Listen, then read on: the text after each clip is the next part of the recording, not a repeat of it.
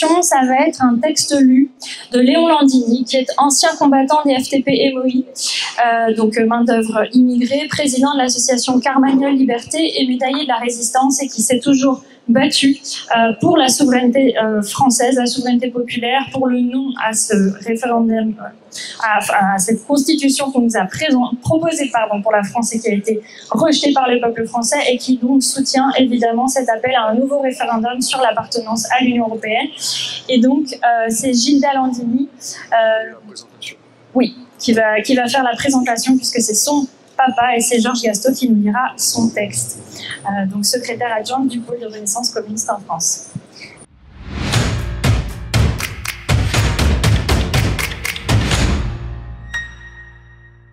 Oui, donc d'abord, vous avez tous une grande salutation de la part de mon papa, qui, comme elle l'a dit, a 99 ans, qui est coincé à la maison parce qu'il a du mal à se déplacer, mais qui regrette chaque jour de ne pas pouvoir participer à toutes nos actions. Voilà. Il s'était engagé dans la résistance armée contre l'occupant nazi et mussolinien dès l'âge de 16 ans aux côtés de son frère, Roger, qui avait 12 ans plus que lui, et il est devenu officier des francs-tireurs et partisans de la main-d'œuvre immigrée, qui était l'organisation de combat qui avait été mise sur pied et dirigée par le Parti communiste clandestin, et il a participé à de nombreuses actions armées contre l'occupant. Et dès l'âge de 18 ans, donc en 1944, il est devenu officier des FTP-MOI. Il avait été arrêté par la Gestapo, torturé effroyablement à Lyon par les sbires de Klaus Barbie et Klaus Barbie lui-même, et il a dû son salut à son évasion de la sinistre prison du Fort Montluc. Il a été grand mutilé de guerre, il est officier de la Légion d'honneur, médaillé de la Résistance, médaillé de l'Union des républiques socialistes soviétiques au titre de la Résistance, médaillé de l'amitié entre les peuples de la République de Cuba. Et voilà, donc il vous adresse ce message, et c'est Georges Gastaut qui va vous le lire, puisqu'il ne peut pas être présent aujourd'hui. Merci. Bien, alors c'est un honneur pour moi de lire ce message de Léon Landini. Chers concitoyens, voilà.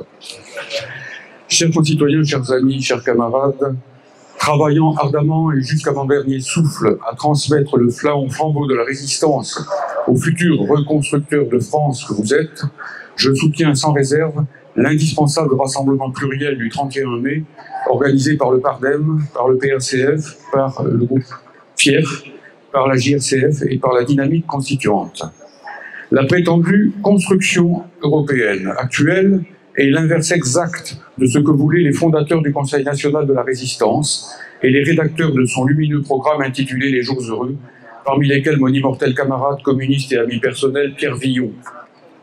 Ils voulaient une France libre, indépendante et souveraine, alors que la construction euro-atlantique actuelle signifie la dissolution de notre patrie dans l'État fédéral européen, un empire fascisant et guerrier, dirigé depuis Berlin et supervisé depuis Washington.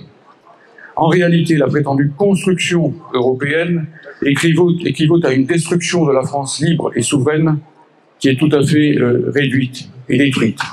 Sous l'égide de Macron, celle-ci est en effet réduite tantôt au rôle d'appendice économique de l'Allemagne capitaliste réunifiée et de nouveau triomphante, tantôt au rôle de roquet agressif à la botte des fauteurs de guerre mondiale de l'OTAN. Les fondateurs du CNR voulaient également une république française sociale, centrée sur le monde du travail. Or, l'oligarchie européenne, flanquée de ses collabos des gouvernements pro-Maastricht successifs, détruit l'indépendance, l'honneur et jusqu'à l'existence nationale de notre pays. Il n'est que de voir comment est traitée la langue française à Bruxelles, où l'anglais seul est désormais officialisé en tant que langue du travail, voire dans notre propre pays, où Macron nomme systématiquement en anglais les événements internationaux qu'il organise sur notre sol, comme ce Choose Friends, où il mendie les investissements internationaux en promettant à l'échange de casser nos acquis sociaux, comme si les Français étaient prêts, comme de vils esclaves, à accepter l'indignité pour obtenir un soi-disant job précaire et surexploité. Le CNR voulait aussi mettre en place une démocratie nouvelle, où les féodalités financières seraient muselées, où les grands moyens de production seraient nationalisés, et où le peuple français serait effectivement souverain. Or, par le biais des Macron, des Sarkozy, mais aussi des Hollande. C'est le MEDEF, c'est le CAC 40 qui dirige notre pays et qui détruit systématiquement les acquis de 1936 et de 1945. Retraite, sécu, statut, code du travail, nationalisation, convention collective de branche, justice des mineurs. Des acquis très largement dus aux ministres communistes d'alors, les Maurice Thorez, Ambroise Croizat, Henri Wallon, Frédéric Joliot-Curie et autres Marcel Paul. Là encore, il s'agit pour nos gouvernants d'obéir aux diktats de Bruxelles pour créer une économie de guerre ruineuse, dangereuse et dont les seuls bénéficiaires seront les marchands de missiles et de nouveau les industriels de la Ruhr. En outre, nous autres résistants rêvions alors d'un monde de paix, enfin débarrassé des fauteurs de guerre et de fascisation au service du grand capital. Or, l'Europe atlantique actuelle en est à sanctifier le réarmement allemand au moment même où le ministre social-démocrate allemand Pistorius a l'irresponsabilité totale d'affirmer que l'Allemagne sera à nouveau en guerre avec la Russie avant 2030. Quelle honte de voir ainsi les actuels maîtres capitalistes et sociodémocrates de Berlin proclamer toute honte due, et avec l'accord de ce président minoritaire et illégitime que nous avons en France, une nouvelle ruée vers l'Est. Ils en oublient que c'est l'Allemagne capitaliste, que je ne confonds certes pas avec les valeureux communistes et démocrates allemands, encore moins avec la pacifique RDA, qui a saigné à blanc les peuples russes et biélorusses entre 1941 et 1945, et que c'est à l'inverse la Russie soviétique qui, selon les mots du général de Gaulle s'exprimant à Moscou en 1944, a joué le rôle principal dans notre libération. Belle gratitude en effet que celle de cette France actuelle à l'égard de ce peuple russe qui a perdu 27 millions des siens pour défaire le nazisme. C'est pourquoi, en ce 20e anniversaire du non à la Constitution européenne, un vote populaire et souverain qui ont violé ensemble messieurs Hollande et Sarkozy, je salue votre rassemblement et je souhaite vivement qu'il ne soit que le début d'une grande bataille pour sortir notre pays de l'étau mortel que constitue cette Europe de la dissolution nationale, de la fascisation galopante, de la régression sociale et de la marche vers une troisième guerre mondiale. Vive la France libre, indépendante, sociale, démocratique et souveraine, centrée sur les luttes du monde du travail. Vive la paix mondiale et l'amitié entre tous les peuples du monde débarrassés du fléau de l'exploitation et de l'impérialisme. Vive la résistance passée, présente et future, préparant à de nouveaux jours heureux pour la jeunesse du monde. Il faut un référendum pour pouvoir dire non à nouveau à l'Union européenne.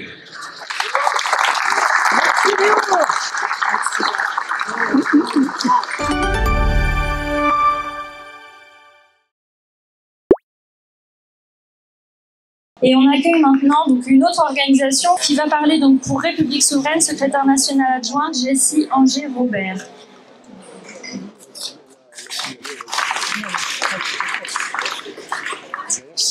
Merci. Mesdames et messieurs, chers amis et surtout chers camarades, je m'adresse donc à vous en tant que représentant de République Souveraine pour parler de l'avenir de notre pays, de la France et surtout de ce qui se joue et se jouera avec l'Union européenne. Nous sommes à un moment crucial où il est essentiel de réfléchir à ce que nous voulons pour notre nation. L'Union européenne, souvent présentée comme un symbole de paix, d'amitié entre les peuples et de prospérité économique, soulève des questions fondamentales sur notre souveraineté et notre capacité à décider de notre destin. D'abord, permettez-moi de vous dire que le modèle que nous ne voulons pas suivre est celui du Brexit. Cette campagne marquée par des mensonges et de la démagogie orchestrée par des figures comme Boris Johnson n'est pas un exemple à suivre. C'est pour ça que le mot Frexit est pour nous nul et non avenu. La fin ne justifie pas les moyens. Comme en football, ce soir, vous savez, c'est la finale de la Ligue des Champions. Nous aimons le beau jeu. Et donc en politique, comme en football, nous devons viser une victoire obtenue avec honneur, avec des idées claires et un débat sincère. Ce dont nous avons besoin, c'est d'une belle campagne, comme celle que nous avons vécue en 2005, lors du référendum sur le traité constitutionnel européen. Souvenez-vous des débats animés dans toute la France, des réunions publiques bondées, des citoyens prenant des notes, posant des questions, s'engageant pleinement dans la démocratie. Valéry Giscard d'Estaing un archéo-communiste que vous connaissez sûrement, disait que le référendum c'est bien à condition de ne pas le perdre. Nous pensons totalement le contraire. Nous voulons un référendum qui mobilise, qui est clair et non un simulacre. Voilà. L'histoire nous montre comment la volonté populaire a été bafouée. En 2005, les Français, avec les Néerlandais, ont rejeté le traité constitutionnel européen par référendum. Qu'ont fait les dirigeants européens à l'époque? Ils ont contourné ce vote en adoptant le traité de Lisbonne, ratifié par les parlements nationaux. Sauf en Irlande, où un référendum était obligatoire. Là encore, l'Irlande a d'abord dit non en 2008, mais après des pressions et un second référendum, l'Irlande a voté oui. Voilà. De même, le traité de Nice, rejeté par les Irlandais en 2001, a été accepté en 2002 par une nouvelle consultation. Ces exemples montrent comment l'Union européenne, que Jean Monnet surnommé l'inspirateur par le général de Gaulle, a transformé en véritable aspirateur des souverainetés nationales et populaires. Ils ont manipulé les résultats pour imposer leur vision. Ce n'est évidemment pas la première fois que les politiques font des promesses sur l'Union européenne, sur sa remise en cause. Vous les connaissez. Surtout dans la gauche dite de gouvernement. Tous les 5 ans, aux élections européennes, ils disent « On va réorienter l'Europe, on va changer l'Europe, on va renouveler l'Europe, on va réformer l'Europe, on va transformer l'Europe, on va corriger l'Europe, on va modifier l'Europe, on va remanier l'Europe. » Sont-ils sérieux?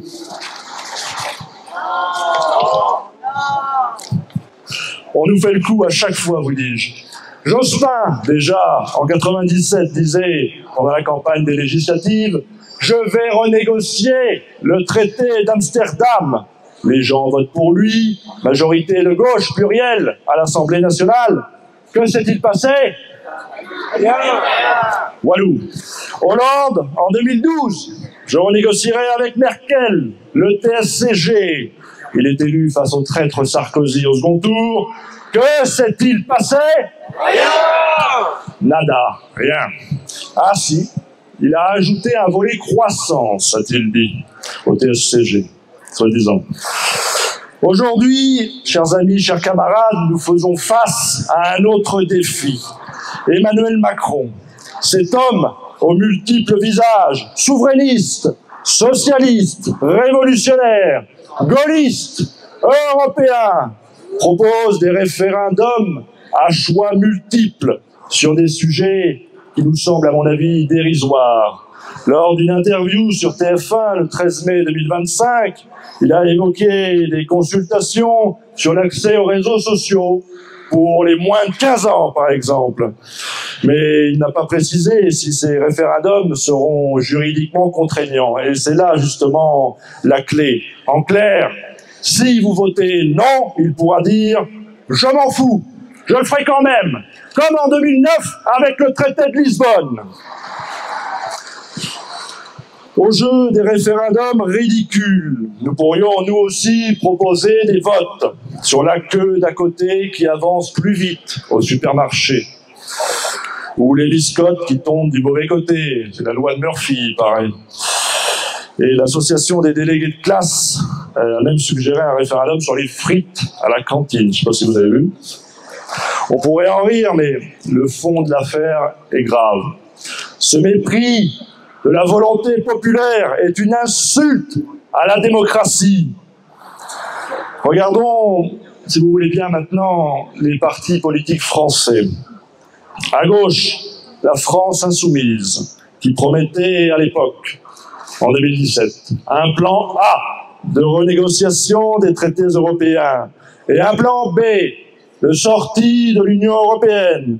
Et ils ont donc progressivement abandonné cette position.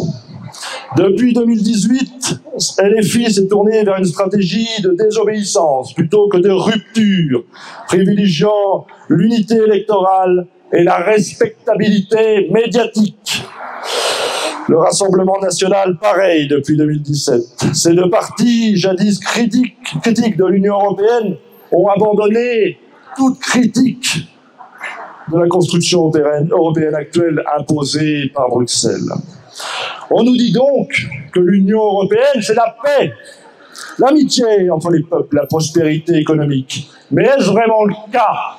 Souvenez-vous de la Grèce en 2015, écrasée par une austérité brutale imposée par Bruxelles. L'Union européenne, c'est un carcan économique. C'est la dérégulation forcée de nos services publics, la libéralisation des secteurs essentiels comme l'électricité et les transports. Et ils sont accompagnés par le parti dit socialiste depuis 1983 qui s'est compromis avec les forces de l'argent.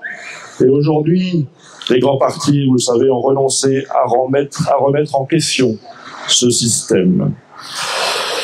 Sur le sujet du référendum qui nous rassemble aujourd'hui, même Emmanuel Macron a reconnu dans une interview à la BBC en janvier 2018 que si un référendum sur l'appartenance à l'Union européenne avait lieu, les Français, à l'époque, et encore aujourd'hui à mon avis, auraient probablement voté pour en sortir. Cela reflète, camarades, amis, un doute profond parmi les citoyens. Et ils ont raison de douter. Pourtant, quand vous regardez le gouvernement actuel, représenté par M. Bayrou, par M. Darmanin, M. Retailleau, et la porte-parole du gouvernement que vous devez sûrement connaître, qui s'appelle Mme Sophie Primas, on lui a posé la question en décembre 2024. Est-ce qu'un référendum sur l'appartenance à l'Union européenne lui semblait possible?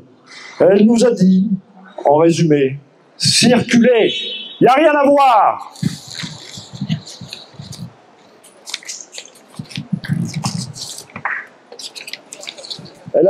Elle affirmait alors que l'appartenance à l'Union européenne est fondatrice et qu'il serait curieux de la remettre en question dans un monde globalisé, face à la Chine, face à la Russie, face aux États-Unis. Mais nous, camarades, amis, nous voyons que l'Union européenne ne sert pas toujours les intérêts du peuple français. Alors, que faisons-nous? Nous devons nous battre, comme aujourd'hui, pour reprendre la main, pour reprendre le contrôle sur notre économie et sur notre souveraineté, pour s'attaquer au néolibéralisme qui nous enchaîne, pour reprendre les leviers de la politique économique, les grands secteurs de l'énergie, des transports, le crédit, l'investissement, les services publics, la planification économique. Comme le disait Sieyès en 1989, qu'est-ce que le tiers-État? Tout. Qu'a-t-il été jusqu'à présent dans l'ordre politique? Rien. Que demande-t-il? À être quelque chose. Aujourd'hui, c'est nous, le peuple, qui sommes tout. Rappelons à M. Macron, qui se prend pour tout et nous considère comme rien, qu'en décembre 2018, face aux Gilets jaunes, c'est lui qui avait les miquettes, c'est lui qui avait les chocottes, c'est lui qui avait le trouillomètre à zéro, avec un hélicoptère prêt à décoller dans les jardins de l'Élysée. Attention, monsieur Macron, prenez garde. Mes amis, mes camarades, il est temps de nous lever. Nous devons former une nouvelle alliance populaire, une nouvelle alliance des patriotes, afin d'exiger un vrai débat sur l'Union européenne, un débat honnête et populaire, comme en 2005, et donc, en définitive, un nouveau référendum sur l'appartenance de la France à l'Union européenne. Et vous verrez comme en 2005, nous battrons ceux qui veulent nous réduire au silence. Je vais conclure, amis, camarades, par une citation du général de Gaulle qui résume, à mon avis, notre état d'esprit d'aujourd'hui. Soyons fermes, purs et fidèles, Car au bout de nos peines, il y a la plus grande gloire du monde, camarades, celle des hommes et des femmes qui n'ont pas cédé.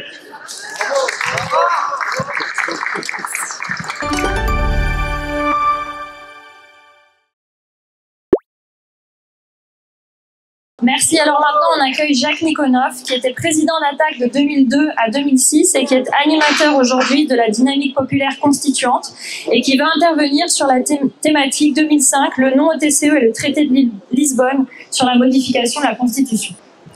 Bien, bonjour à tous. Oui, ça marche. Oui, donc j'interviens comme ancien président d'Attaque. Vous savez tous, c'est reconnu quasiment universellement, le rôle d'Attaque pendant la campagne de 2005 a été décisif avec ses 30 000 adhérents, ses 350 comités locaux et plus d'une cinquantaine d'attaques dans le monde entier. Pour autant, 20 ans après cette immense victoire, il faut reconnaître qu'il y a eu des points faibles que nous continuons à payer aujourd'hui. Et ce qui est étonnant, c'est que personne ou presque ne fait l'inventaire, ne fait l'analyse de ces points faibles. Donc, reconnaissons-le, depuis 20 ans, ni les leçons politiques de la campagne référendaire de 2005, ni celles de l'après-campagne n'ont été sérieusement tirées. La victoire du non en 2005 est certainement l'événement politique le plus important depuis la libération en 1945, avec les luttes de 1968 et la victoire de Mitterrand en 1981. Non pas pour ce que l'on pourrait croire, mais parce que c'est l'introduction du néolibéralisme en France. Jusqu'à présent, nous, c'est-à-dire les citoyens et les forces qui avaient mené la campagne du non, nous ne nous sommes pas posé des questions évidentes de simple logique et de bon sens. Par exemple, peut-on reproduire les aspects positifs de cette victoire tout en écartant les aspects négatifs pour tenter d'obtenir d'autres victoires, évidemment, mais cette fois-ci durables. Par exemple, si nous avons gagné en 2005, quelles ont été les recettes qui ont permis cette victoire ? Pourquoi cette victoire n'a-t-elle été qu'un feu de paille? Pourquoi cette victoire a-t-elle été ambiguë? Un regard critique s'impose donc, car force est de constater que cette victoire, je viens de le dire, n'a été qu'un feu de paille et qu'elle a été ambiguë. Alors elle a été un feu de paille parce qu'elle a duré que 3 ans. Quand le traité de Lisbonne, copie conforme du traité constitutionnel européen, a été ratifié par le Parlement français en février 2008, la constitutionnaliste Anne-Marie Le Pourriette, à juste titre, a qualifié cet événement de double coup d'État parlementaire. Le premier coup d'État parlementaire, c'est le 4 février 2008.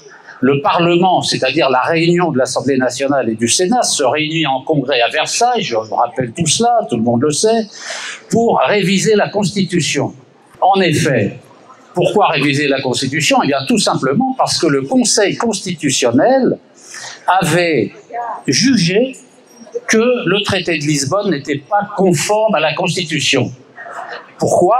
Parce que, je cite, les clauses du traité transfèrent à l'Union européenne des compétences affectant les conditions essentielles d'exercice de la souveraineté nationale. Le Conseil constitutionnel lui-même reconnaît que le traité de Lisbonne ne permet pas de respecter la souveraineté nationale. Mais néanmoins, 336 députés votent pour la révision, 52 votent contre, et pour le Sénat, c'est 265 pour et 42 contre. La Constitution a donc été révisée.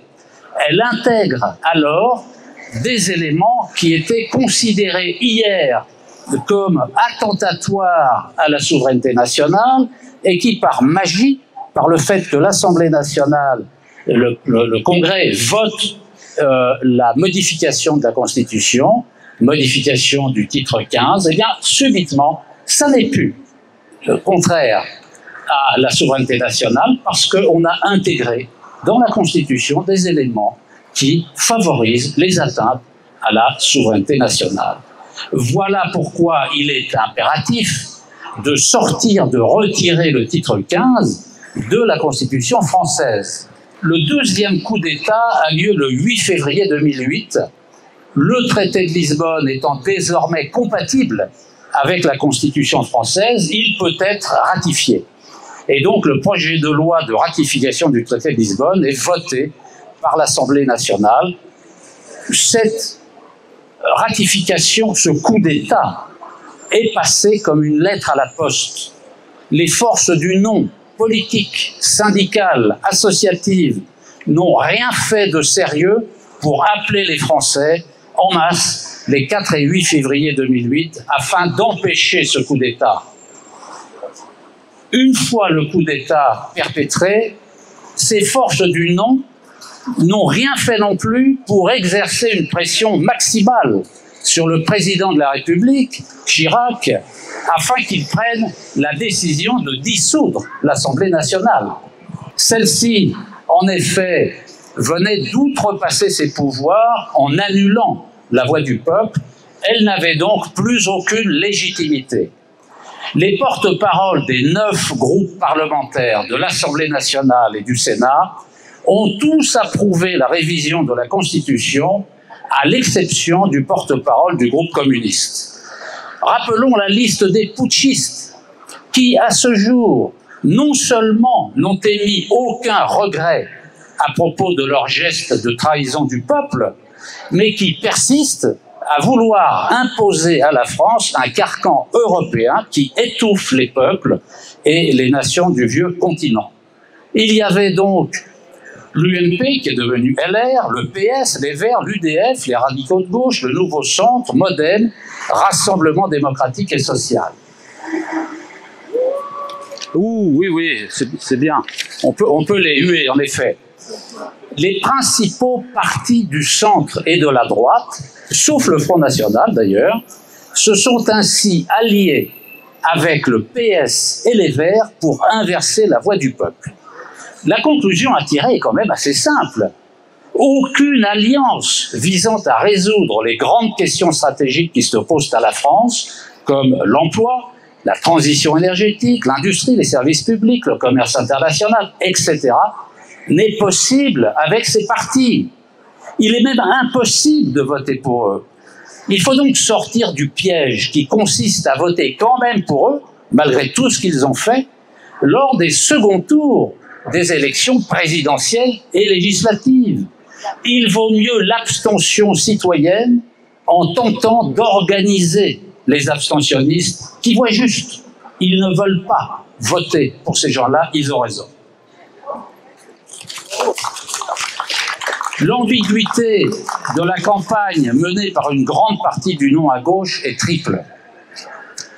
Elle est liée à une conception purement économique de l'idéologie néolibérale, à la peur d'aborder la question de la souveraineté nationale et au refus de dénoncer le cadre lui-même du système de l'Union européenne qui repose sur des traités internationaux. Je termine sur ces 3 ambiguïtés. La première ambiguïté, le caractère néolibéral du traité constitutionnel européen, n'a été, pour l'essentiel, abordé que sous l'angle économique et social, oubliant la nature, la composante politique et antidémocratique qu'est aussi l'idéologie néolibérale. Il était évidemment juste de combattre le caractère néolibéral des politiques économiques et sociales impulsées par le TCE. Mais le néolibéralisme n'est pas simplement une idéologie économique, comme l'a laissé croire pour l'essentiel la campagne du non. C'est aussi une idéologie politique et antidémocratique. Voilà ce que dit l'un des papes du néolibéralisme, tout le monde devrait avoir ça en tête, l'apprendre par cœur, Friedrich von Hayek, en 1939. C'est pas nouveau. Il dit la fédération, ça s'applique à l'Union européenne, devra posséder le pouvoir négatif d'empêcher les États individuels d'interférer avec l'activité économique.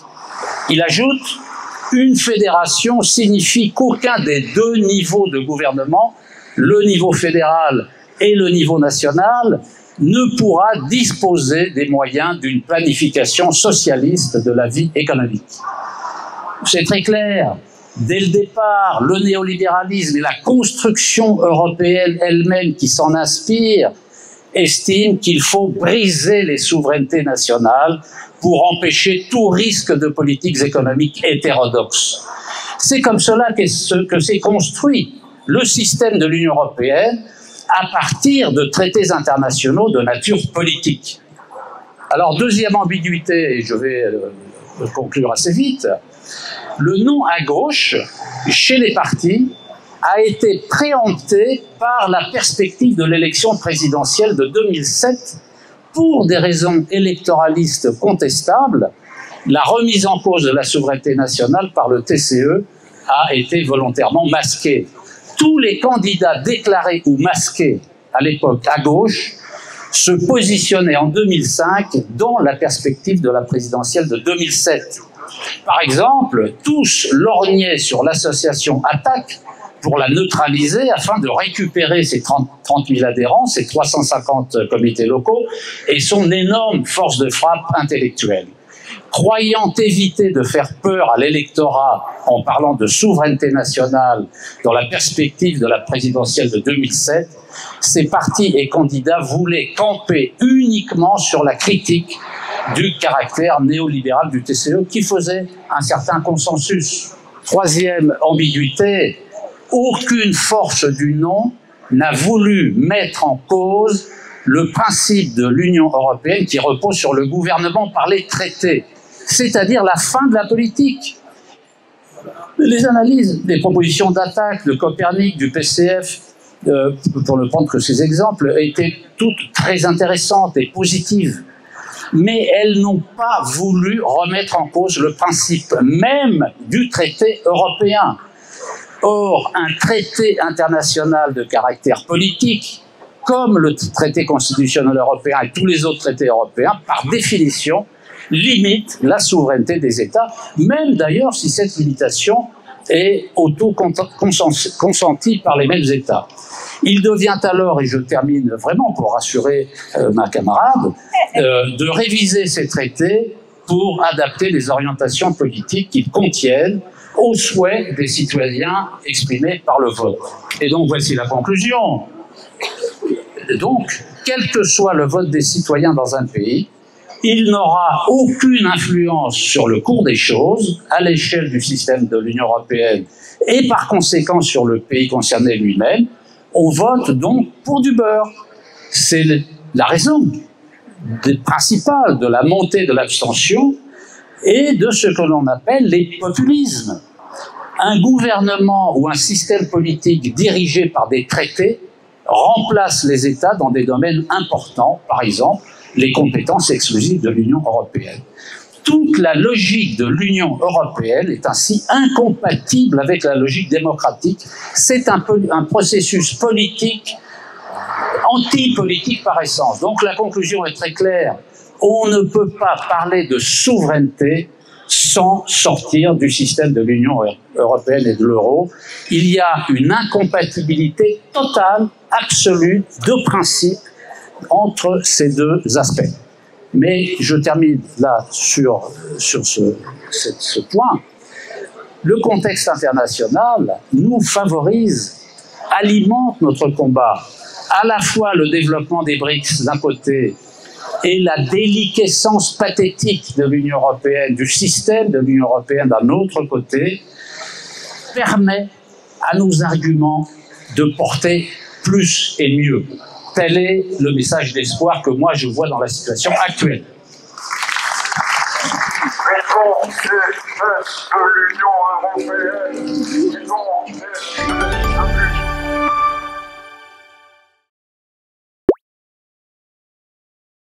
Merci. Alors, on accueille maintenant Michèle de Seine, qui est présidente du PARDEM, ex-secrétaire générale d'Attac, et qui, elle, va nous parler du bilan pour la France et le peuple 2005-2025. Merci. Bon, on l'a compris, l'Union européenne, c'est pas notre ami, c'est notre ennemi. À tous, à toutes. Alors quand je dis tous et toutes, évidemment, j'exclus les classes dirigeantes et les classes possédantes, celles qui bénéficient justement de l'Union européenne, de sa construction, depuis le départ, depuis la création de l'Union européenne. Il n'y a pas de dérive de l'Union européenne. Il y a un cheminement et l'Union européenne prend toujours son temps pour aboutir à ses fins. Tout à l'heure, une camarade du RPS Pierre va nous parler de la fédéralisation de l'Union européenne. Mais avant d'entrer dans cela, je voudrais, puisque nous parlons des 20 ans d'UNO, je voudrais célébrer cet anniversaire comme un moment exceptionnel, un moment qui a été joyeux, qui a été créatif, qui a été populaire, qui a allié ensemble des gens qui, a priori, ne s'étaient jamais parlé, qu'il s'agisse des villages ou qu'il s'agisse des villes. Il y avait partout des discussions, et en famille, et on s'empaillait, et on portait des badges. Je vote non en 2005. Et on avait le mouton noir, là, tout frétillant, qui ne voulait plus être un mouton blanc, je ne sais pas si vous en souvenez. Et nous étions devenus des moutons noirs, c'est-à-dire des empêchés de gouverner à notre place l'Union européenne. Nous n'en voulions pas. Cette campagne a été donc extraordinaire. Elle a duré des mois. Et en premier lieu, avec les classes populaires. Alors, vous savez que les classes populaires, en général, sont des gens qui savent à peine lire et écrire. Hein. Quand on discute avec certains gens, ils ne pouvaient pas comprendre le gros paquet là, du texte sur le TCE qui était insupportable. On n'y comprenait rien. Et c'est vrai. Et d'ailleurs, il n'y avait pas que les classes populaires qui n'y comprenaient rien. Personne n'y comprenait rien, sauf ceux qui l'avaient écrit, pour que personne n'y comprenne rien. Et là, d'un seul coup, on a décrypté. Et il y a eu des meetings, des réunions, avec des ouvriers, plein d'ouvriers, qui avaient le texte à la main et qui avaient surligné des trucs et qui posaient des questions et qui se demandaient « mais ça veut dire ça ?»« Ah ben oui, ça veut dire ça, parce que nous, on en a discuté là, on en a discuté dans le syndicat, etc. » Et il y avait toute cette extraordinaire mobilisation physique, réelle, puisqu'on distribuait des tracts, on collait des affiches, mais une mobilisation intellectuelle, c'est-à-dire où on considérait que chaque individu était capable de comprendre quand on lui parlait en français et pas ni en globish, ni en novlangue de l'Union européenne. Ce qui était écrit volontairement en langue de juridico-techno a été traduit en projet politique. Je soutiens cette idée-là. Parce qu'un projet politique n'est pas automatiquement un projet électoral, bien loin s'en faut. Un projet politique, c'est une vision de la société, c'est une vision du pays, c'est une vision de la nation, c'est une vision des relations que nous voulons avoir les uns avec les autres.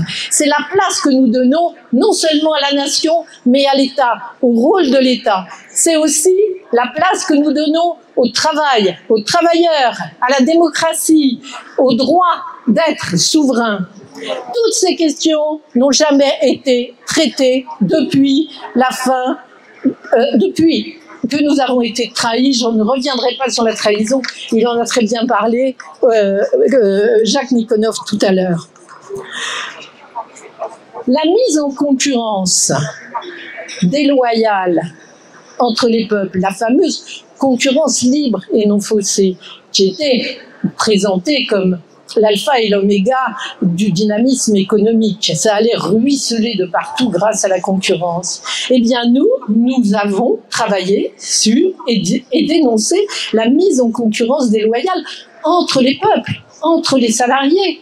Nous avons travaillé pour l'emploi. Je me souviens des affiches d'attaque. Bref, ça discutait partout. Mais la force que nous avions alors, elle était de quelle nature? Elle était d'une nature, je l'ai dit, exceptionnelle, parce que nous avons, je ne dirais pas transgressé l'ensemble des clivages gauche-droite, puisque nous avons laissé, bien entendu, volontairement, le Front National de son côté. Mais nous avons créé un mouvement citoyen. Alors, depuis lors, tout le monde est un mouvement citoyen. Hein. Le premier d'entre eux, réellement, ça a été les Gilets jaunes, mais sinon, tout le monde veut parler au nom des mouvements citoyens. Chaque réunion publique, en réalité, pendant Attaque et pendant la campagne du non, faisait s'engager des hommes et des femmes pour gagner. Ils n'étaient ni à Attaque, ils n'étaient ni à la CGT quelquefois, ils n'étaient pas au Parti communiste, ils n'étaient pas dans la nouvelle branche qui apparaissait de M. Mélenchon, qui avait créé PRS pour ne pas suivre le oui du Parti socialiste.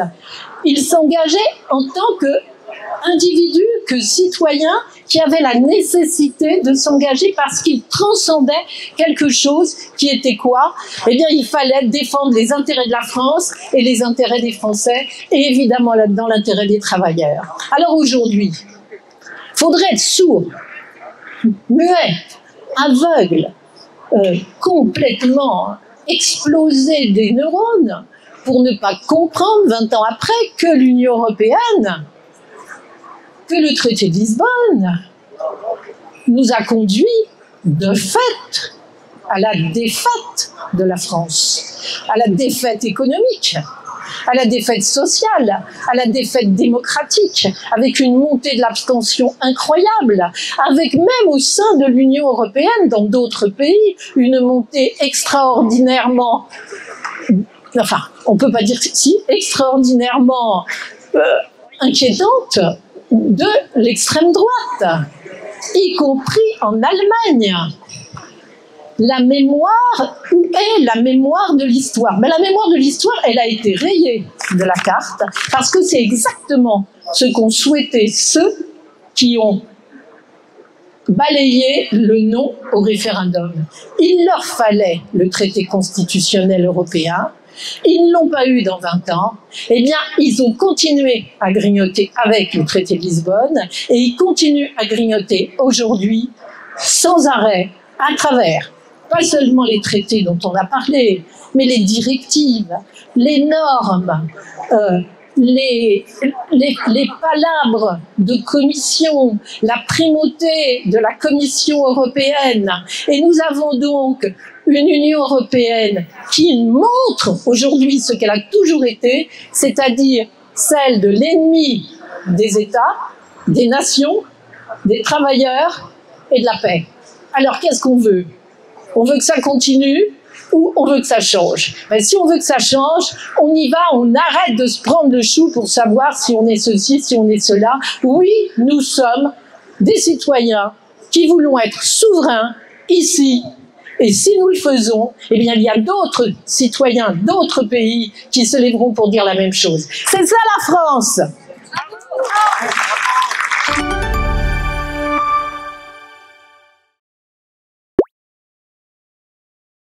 Alors, merci beaucoup, Michel. Et maintenant, on accueille donc Fadi Kassem, qui est secrétaire national du PRCF, pôle de renaissance communiste en France. Et donc, sur la thématique, puisqu'elles sont réparties un petit peu les thématiques d'intervention, la guerre, l'économie de guerre et au nom de la guerre, un budget de misère, et sur la nécessité d'une souveraineté, de retrouver une souveraineté nationale et populaire.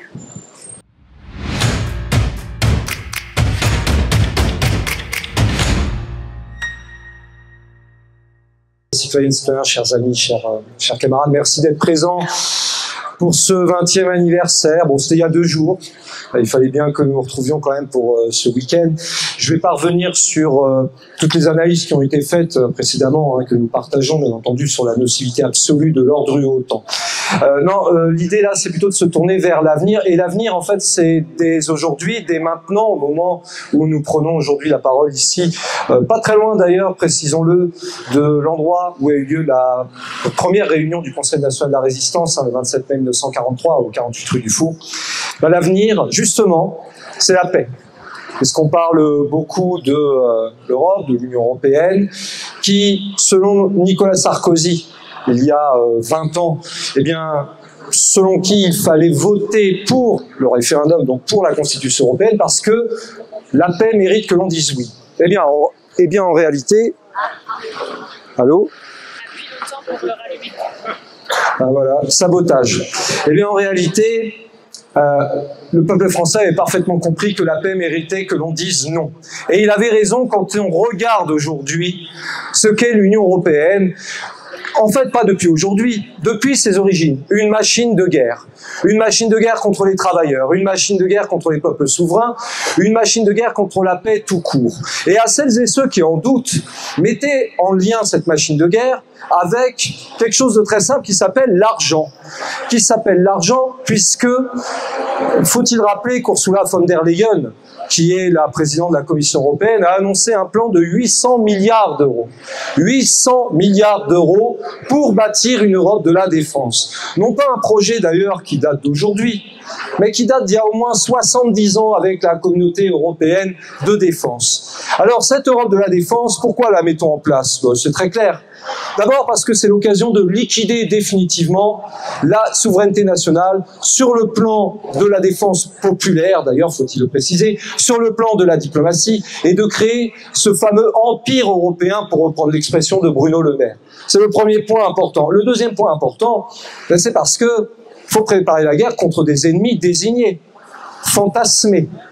C'est ainsi le cas, et très clairement, nous ne partageons pas du tout les orientations politiques de Vladimir Poutine, mais c'est le cas de la guerre en cours de préparation contre la Fédération de Russie. Faut-il rappeler que le ministre allemand des Affaires étrangères, même de la Défense, pardon, Boris Pistorius, explique qu'il faut être prêt à faire la guerre d'ici 2029. Et voici que le ministre des Affaires étrangères en France, Jean-Noël Barrot, vient dans un lycée, le lycée Nelson Mandela. Le lycée Nelson Mandela expliquait que le réarmement des esprits commence à l'école. Voilà donc, en réalité, quelle est la perspective que nous préparent les dirigeants européistes du continent. Alors, évidemment, face à cela, ce que nous défendons, ce n'est certainement pas l'Europe atlantique, comme indiqué derrière, mais le monde pacifique. Nous le défendons déjà parce que c'est le meilleur moyen aussi de défendre l'ensemble des conquêtes sociales et des services publics. Ce que nous souhaitons, c'est l'argent pour les salaires et pas pour la guerre. Eux, ce qu'ils souhaitent, c'est l'argent pour la guerre et détruire nos salaires. Voilà exactement la dynamique qu'ils sont en train de faire. C'est la première raison. La deuxième, bien sûr, nous l'avons dit, c'est le meilleur moyen en se battant contre l'Union européenne et l'OTAN, puisque de toute façon tout est lié, de réaffirmer la souveraineté nationale, la souveraineté des peuples qui ne veulent pas de la guerre, qui ne veulent pas la guerre contre la Russie ou demain contre la Chine populaire, qui ne veulent pas non plus du massacre perpétré en terre palestinienne par le régime colonialiste d'Israël, qui, faut-il le rappeler, est joyeusement et massivement soutenu depuis des années, des décennies par l'Union européenne et par l'OTAN. Les peuples n'en veulent plus de cette guerre. Ils n'en veulent plus. Et pour cela, pour s'en débarrasser réellement, il n'y a pas 36 000 solutions. La mobilisation, bien sûr, des masses, mais sur des thèmes très simples comme l'argent pour les salaires, pas pour la guerre, comme le dit le PRCF depuis près de 3 ans à présent, mais aussi, bien entendu, la nécessité d'expliquer que si on ne sort pas, si on ne s'en sort pas de cet ordre et autant de cette Europe atlantique, alors il ne sera pas possible d'avoir le monde pacifique, mais tout simplement misère, chaos et destruction de toute trace de vie humaine et du vivant tout simplement sur Terre. Rappelez-vous d'ailleurs que un certain Jean Jaurès expliquait très bien que le capitalisme porte la guerre comme la nuée porte l'orage. Eh bien, c'est toujours le cas aujourd'hui de cette Union européenne de malheur et de cette OTAN qu'il est urgent de quitter à tout prix.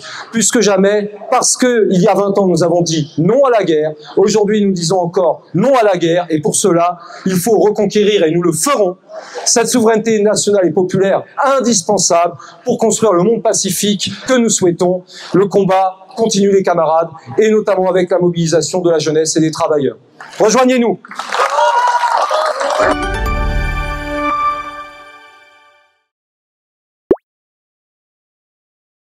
Alors, on accueille à présent, et donc il reste 2 interventions, et je vous invite, n'hésitez pas à vous rapprocher un petit peu pour bien entendre. Donc, à présent, c'est Daniel Gousseau du RPS Fier qui va prendre la parole sur la thématique de l'avancée de la fédéralisation de l'Union européenne. Merci. Bon, pardon. Merci. Je vais vous parler surtout de la France, en réalité, par opposition à la Fédération européenne.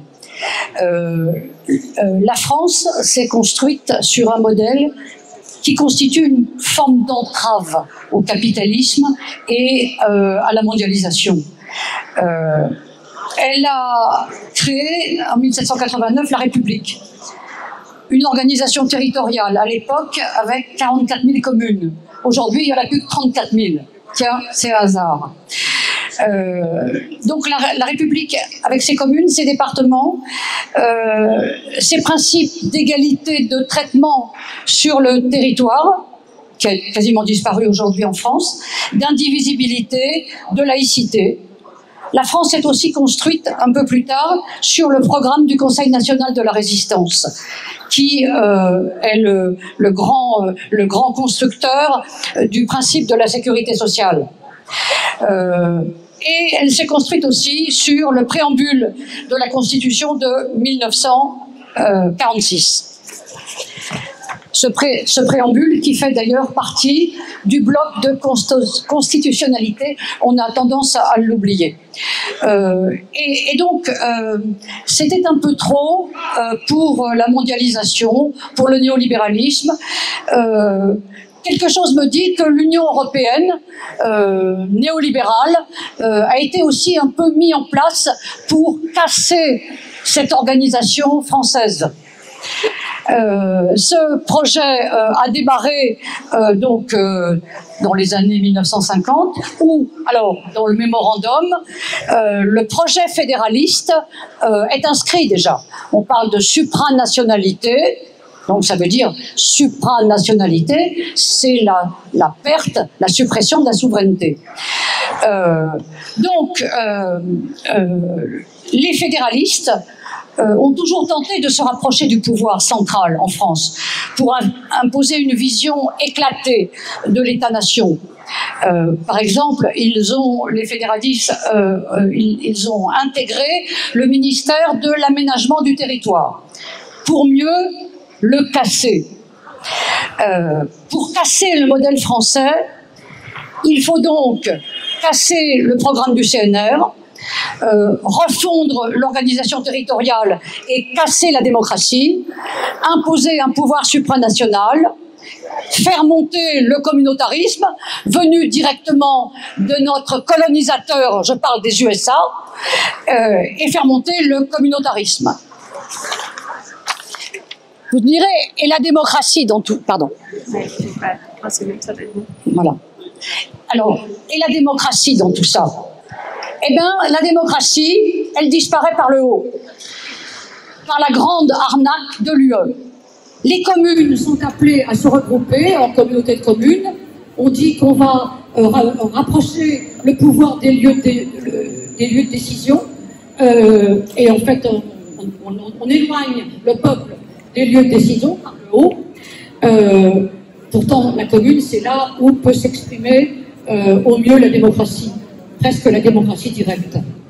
On a créé les communautés de communes pour déplacer la démocratie, les communautés d'agglo, les métropoles, et puis Monsieur Hollande, cher Monsieur Hollande, entre guillemets, il a mis en place les grandes régions à l'échelle des Länder. Mais qu'est-ce qui se passe avec les régions? Les régions ont tendance à entrer entrer en accord avec l'Union européenne. Par exemple, les régions reçoivent les FEDER, les fonds européens, par exemple. Et bien sûr, plus la région s'approche du modèle néolibéral, et plus la subvention est substantielle. Voilà. Les régions, en fait, sont appelées à chanter l'État central, c'est-à-dire c'est la disparition de la République française en réalité. Et donc un peu plus loin, le pouvoir va remonter au niveau de Bruxelles, et c'en est fini de la démocratie en France, c'en est fini de la souveraineté. Je veux dire, alors ce qui m'inquiète, c'est que à part nous, ici, les 5 ou 6 organisations, qui parlent aujourd'hui de la Fédération européenne? Personne, aucun politique, aucun syndicat, ou presque. Pourtant, la fédération, c'est la mort de notre modèle républicain, c'est la mort de la France. Donc, reprenons nos affaires en main. C'est-à-dire, demandons l'organisation d'un référendum pour dire non seulement non à l'Union européenne, non à la Fédération européenne qui va nous mener à la guerre, parce que je ne sais pas si vous avez vu ou entendu Van der Leyen, chef de la Commission européenne, qui est devenu dans les textes l'exécutif, hein, a décidé que l'Union européenne allait partir en guerre contre la Russie. Voilà. Elle donne des milliards à Zelensky. Voilà. Donc, parce que, qu'est-ce qui se passe? Le 28 novembre 2023 et le 29 novembre 2023, un texte a été voté au Parlement européen et à l'Assemblée nationale. Personne ne le sait, personne ne le dit. Et ce texte, c'est un texte qui transfère une bonne partie des compétences du Parlement français au Parlement européen. Donc, c'est la fin de la République française. C'est la fin de la France. Ça deviendra une province. C'est la fin de tous les principes qu'il y a derrière les valeurs françaises. Donc, si on accepte cette fédération, si on ne se bat pas contre cette fédération, je veux dire, ça veut dire qu'on ampute nos valeurs qui sont des valeurs universalistes. Donc, oui à un référendum pour lutter contre la fédération et pour retrouver notre souveraineté.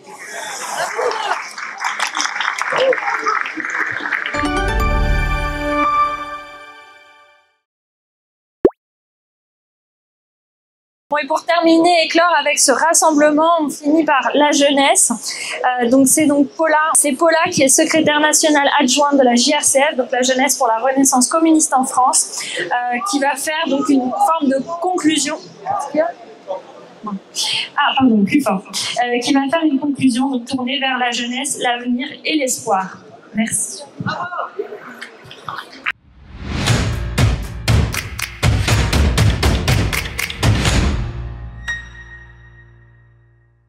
Chers camarades, chers amis, 2005, pour la plupart de la JRCF, c'est l'enfance. Pour certains, c'est même leur date de naissance. Mais 2005, c'est surtout le moment où le peuple de France a dit non à la Constitution européenne. Non à cette machine de guerre antisociale et antidémocratique qu'est l'Union européenne. Mais qu'est-ce qui s'est passé ensuite? Malgré ce rejet massif, malgré ce non populaire, la classe dirigeante a piétiné notre souveraineté et notre vote, imposant par le traité de Lisbonne la même politique que nous avions rejetée. Voilà ce que c'est l'Union européenne. Un projet contre-révolutionnaire permanent, un carcan au service du grand capital, un outil de mise au pas des peuples. Et nous, on est la génération sacrifiée de cette Europe-là. Une génération à qui on a dit, on nous promettait paix et prospérité, et à qui on impose la guerre et la misère. Et oui, contrairement aux mensonges qu'on nous a dit à l'école, que l'Europe c'est la paix, la réalité c'est que l'Europe c'est la guerre. C'est la guerre contre les travailleurs, c'est la guerre contre la jeunesse, c'est la guerre contre les nations, c'est la guerre contre la démocratie. C'est la guerre économique contre nos salaires, laminée par l'euro. Cette monnaie unique taillée pour Berlin et la finance, mais qui étrangle les peuples. C'est la guerre sociale, avec la destruction programmée de toutes nos conquêtes. La casse des retraites, la casse des hôpitaux, la casse de l'éducation nationale et la casse de nos services publics en général. C'est la guerre politique, avec des institutions qui confisquent la souveraineté populaire et dictent leurs lois à coups de décrets et d'ordonnances. Et c'est la guerre militaire, par l'OTAN, bras armé de l'impérialisme nord-américain que l'Union européenne soutient et finance à coups de milliards pour son projet de l'armée européenne. Aujourd'hui, les jeunes Français et Françaises doivent choisir. Servir de char à canon à l'Ukraine ou refuser de mourir pour l'hégémonisme états-unien. Nous, la GRCF, nous avons choisi. Nous ne voulons pas de cette Europe. Nous ne voulons pas de cette guerre. Nous ne voulons pas mourir pour l'OTAN. Nous voulons vivre. Nous voulons vivre et nous avons compris que l'ennemi principal était dans notre propre pays. Un pays gouverné par une bourgeoisie qui a vendu sa souveraineté nationale, sacrifié l'indépendance économique et étranglé les services publics pour obéir à Bruxelles, Berlin et Washington. Alors face à cette situation, notre tâche est claire. Reconstruire une véritable organisation de jeunesse révolutionnaire. Œuvrer à l'union du camp patriotique, populaire et antifasciste. Combattre pour la République souveraine, démocratique, sociale, écologique et fraternelle. Remettre à l'ordre du jour la seule alternative réaliste pour l'avenir, le socialisme. Car nous, jeunes communistes, savons que la France pourrait être libre qu'en sortant de l'Union européenne, de l'euro, de l'OTAN, qu'en mettant à bas le capitalisme. Nous voulons une France libre pour que les travailleurs puissent choisir et décider d'eux-mêmes leur avenir. Une France souveraine pour qu'on cesse d'envoyer nos enfants mourir pour les guerres impérialistes. Une France au service des travailleurs.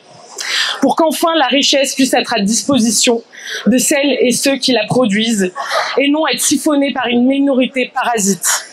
Alors camarades, l'heure n'est plus à l'indignation passive, l'heure est à l'organisation active. Rejoignez la lutte, rejoignez la GRCF et ensemble, construisons l'alternative révolutionnaire à cette Europe de la guerre. Le combat sera long, mais nous sommes prêts. Le socialisme et la jeunesse du monde. À nous de faire triompher cette jeunesse. Le socialisme ou la mort, nous vaincrons.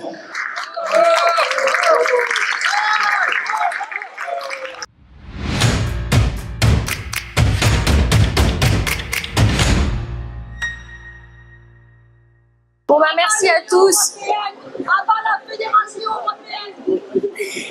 Merci à tous d'être venus nombreux à ce rassemblement. On vous invite évidemment à partager massivement cet appel pour un nouveau référendum pour la sortie de l'Union européenne, puisque je crois que toutes les interventions l'ont montré aujourd'hui. On sait que sans ça, il n'y a pas de démocratie réelle en France, alors que tous nos dirigeants se targuent à longueur de journée de démocratie. Et on sait que depuis le viol, au moins depuis le viol du nom en 2005, ceci n'est qu'une mascarade. Alors je vous propose de terminer peut-être ce rassemblement, puisque ce qui se passe aujourd'hui avec la marche vers la fédéralisation et le piétinement de la souveraineté européenne ferait une honte absolue à tous les résistants français, peut-être d'en donner ensemble le chant des partisans, puisque comme Fadi l'a dit, on est tout proche du 48 rue du Four, où s'est réuni pour la première fois le Conseil national de la résistance, et donc toutes les mesures et le programme si progressiste qui faisait la France d'aujourd'hui est en train d'être méthodiquement démantelé par cette Union européenne de malheur.